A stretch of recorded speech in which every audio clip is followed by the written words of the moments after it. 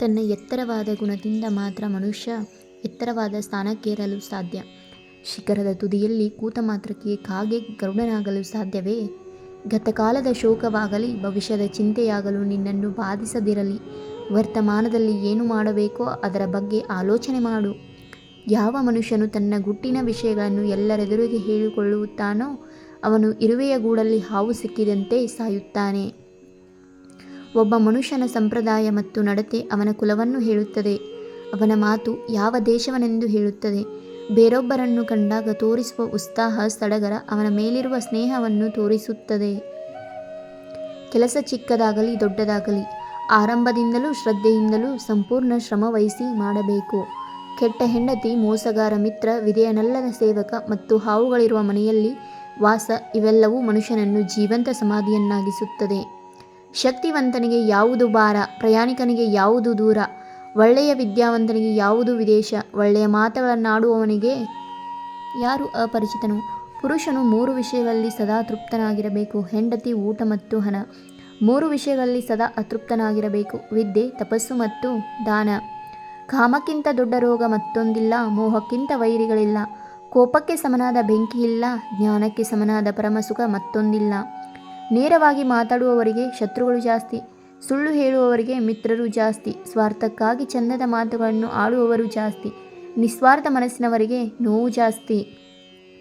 ಸಾಧಿಸುವ ಮುನ್ನ ಹಾಸ್ಯವಾಗಿ ನೋಡುತ್ತಾರೆ, ಸಾಧಿಸಿದ ಮೇಲೆ ವಿಶೇಷವಾಗಿ ನೋಡುತ್ತಾರೆ. ಆದ್ದರಿಂದ ನೀವು ಏನು ಅಂದುಕೊಂಡಿದ್ದೀರೋ ಅದನ್ನು ಅರ್ಧದಲ್ಲಿ ಕೈ ಬಿಡಬೇಡಿ. ಯಾವ ಮನುಷ್ಯನು ತನ್ನ ಗುಟ್ಟಿನ ವಿಷಯಗಳನ್ನು ಎಲ್ಲರೆದುರು ಹೇಳಿಕೊಳ್ಳುತ್ತಾನೋ ಅವನು ಇರುವೆಯ ಗೂಡಲ್ಲಿ ಹಾವು ಸಿಕ್ಕಿದಂತೆ ಸಾಯುತ್ತಾನೆ.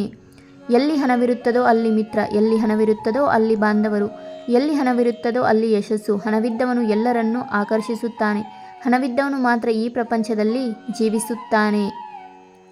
ಸದಾ ಉದ್ಯೋಗಶೀಲರಾಗಿರುವವರಿಗೆ ಬಡತನ ಬರುವುದಿಲ್ಲ, ಸದಾ ಪರಮಾತ್ಮನ ಧ್ಯಾನ ಮಾಡುವವನಿಗೆ ಪಾಪ ಬರುವುದಿಲ್ಲ. ಮೌನವಾಗಿದ್ದರೆ ಕಲಹ ಬರುವುದಿಲ್ಲ, ಹಾಗೆಯೇ ಸದಾ ಜಾಗರೂಕತೆಯಿಂದ ಇರುವವನಿಗೆ ಭಯವೆಂಬುದೇ ಇಲ್ಲ. ಅಳತೆ ಮೀರಿ ಮಾಡಿದ ಸಾಲ, ಅದ್ದೂರಿಯಿಂದ ಮಾಡಿದ ಮದುವೆ, ಸರಳತೆ ಮೀರಿ ತೋರಿಕೆಯ ಬದುಕು, ಅತಿಯಾಗಿ ಒಬ್ಬರ ಮೇಲಿರುವ ನಂಬಿಕೆ, ಅಪಾರವಾದ ಪ್ರೀತಿ, ನಂಬಿಕೆ ಇದು ಯಾವತ್ತೂ ಒಳ್ಳೆಯದಲ್ಲ. ಪುಸ್ತಕದಲ್ಲಿರುವ ವಿದ್ಯೆ, ಬೇರೆಯವರ ಕೈಯಲ್ಲಿ ಕೊಟ್ಟಿರುವ ಹಣ ಇದು ಎರಡೂ ಸಮಯಕ್ಕೆ ಬೇಕಾದಾಗ ಉಪಯೋಗಕ್ಕೆ ಬರುವುದಿಲ್ಲ.